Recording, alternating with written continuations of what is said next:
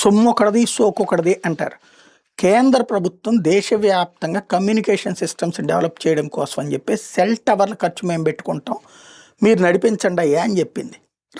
దేశంలో ఈ మారుమూల ప్రాంతాలు ఎప్పటికి కూడా గిరిజన ప్రాంతాలకు కావచ్చు, ఆదివాసీ ప్రాంతాలకేలో, అలాగే మారుమూల పల్లెల్లో సెల్ సిగ్నల్స్ ఉండట్లేదు. వీళ్ళు ఎక్కడ తమ ఫోన్లు ఎక్కువనే అక్కడే పెట్టుకుంటున్నారు. జియో కావచ్చు, ఎయిర్టెల్ కావచ్చు, బిఎస్ఎన్ఎల్ ఏం మా పల్లెల్లో పెడుతోంది. మనం అక్కడికి వెళ్ళినప్పుడు బిఎస్ఎన్ఎల్ ఉంటే పనిచేస్తుంది, యువతలో ఉన్నప్పుడు బిఎస్ఎన్ఎల్ పనిచేయదు. అదే సందర్భంలో ఎయిర్టెల్, జియోలు నగరాల్లో పనిచేస్తే పల్లెల దగ్గరికి వెళ్ళినప్పుడు అట్లాంటి పని చేయదు. ఈ మొత్తం పరిష్కారానికి గాను దేశవ్యాప్తంగా సెల్ టవర్స్ను ఒక పక్కన సెటరైట్ చేసుకొస్తున్నారు.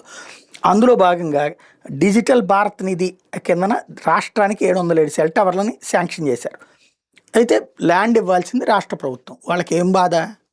రాష్ట్ర వ్యాప్తంగా ఎక్కడ పోరంబోకు ల్యాండ్స్ ఉంటాయో అదే ఇచ్చేది వాళ్ళకి.